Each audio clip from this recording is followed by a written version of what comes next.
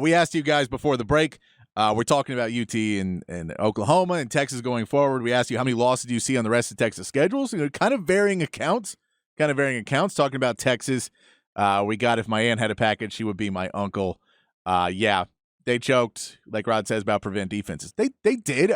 This is the thing about them choking. They did, but that's really kind of the reality of the story is they shouldn't have been in that situation. They played terribly. Like the line played terribly for the entire game. It's surprising that they were even in it at the end. So there's one way of looking at it that you blew that game at the end. And the other way of looking at it is how are you even in that game? You should there's positives because you shouldn't have even been in that. Ewers needs to start sliding more. Defenses are seeing him going head first a lot. Best case, he gets hit and we get 15 yards and they get ejected, possibly targeting. Worst case, you come up short. But since the slide stops play immediately, you drop the ball, it's already dead.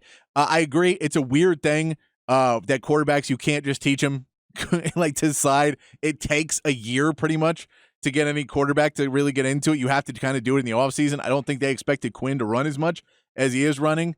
I'm sure if he goes to the NFL, then that'll be something they'll try and teach him how to do there. But they'll try and get him to run less in the NFL as well. But, yeah, I don't know if they're going to be able to teach him that this season. It's not an instinctual thing to do. The instinctual thing is to lean forward. You're top heavy. You have the ball and just kind of go with where your body takes you, not to lean backwards and slide. So I don't know if you'll get there, but I agree with you. I would at least be trying to preach it. I'd at least try and practice it a little bit and get him more used to sliding just so you could maybe get that, just be a little bit safer. I love him running. He's done some great things running, but I agree with that. Chan, freaking A, it better be at 0. I don't think look, the rest of the season for the Longhorns isn't there's not a lot of great teams on the rest of that. Oklahoma has a harder schedule going forward. They got a 3-week span at Kansas, at Oklahoma State, who I know is down, but it is still Bedlam. It's still a rivalry game. They got to do that one. And then they got to go, then they play West Virginia and Norman. West Virginia's look good this year.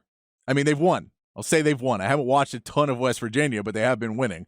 So, if we look at that, they have a 3-week span where they could, if they come up short on any of those, that's a disappointing loss for them.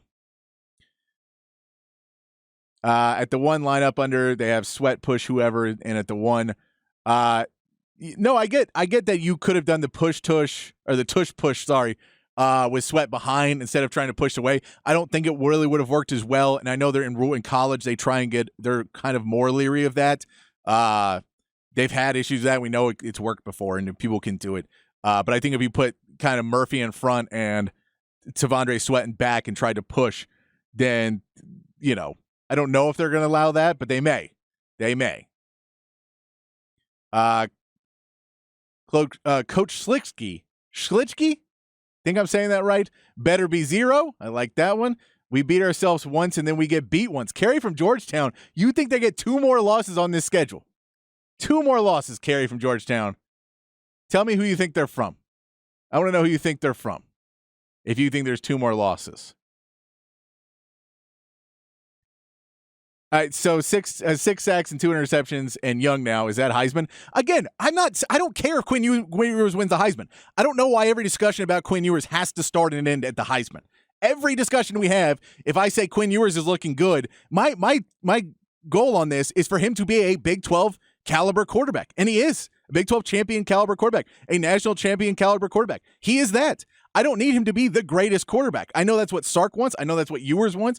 I know that's kind of what people want, but I don't think of that's not what my goal for him is this season. It's to win ball games. And we did not lose that ball game to his fault. That one route was not a great route run by Adonai Mitchell, and he threw it in there. He shouldn't have forced it. And the second one, he threw over to JT Sanders. Oklahoma knew the signals. They were able to come over and double on Sanders and get the ball poked out. But he put the ball where it was supposed to be, where only JT Sanders could catch it. If he throws, I know people say he threw it high. He threw it because he was the only guy who was going to be able to get it. If he throws it low, you say he threw it into traffic. So I know that people keep getting on this. I just, there's people that just hate quarterbacks. And they will always hate any quarterback that they're on their team because they're overcritical. And I'm not saying that's you, Carey. I'm not saying it's you.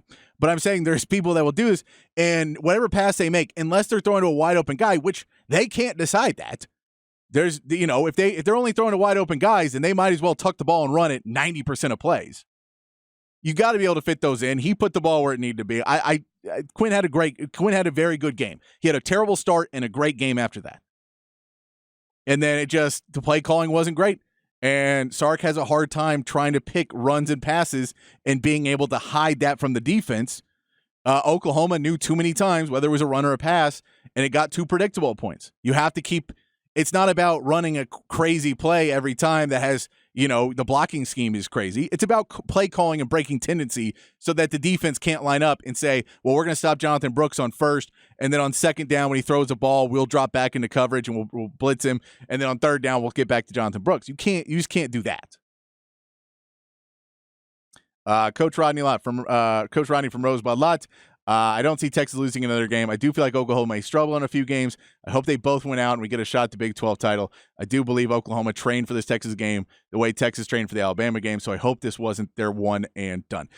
Look, this was, from everything you hear from Oklahoma fans and people listening in Oklahoma, from people covering Oklahoma, was the first game on their schedule where they really had to go. So they were preparing all season to come and avenge 49-0. That's what they were doing.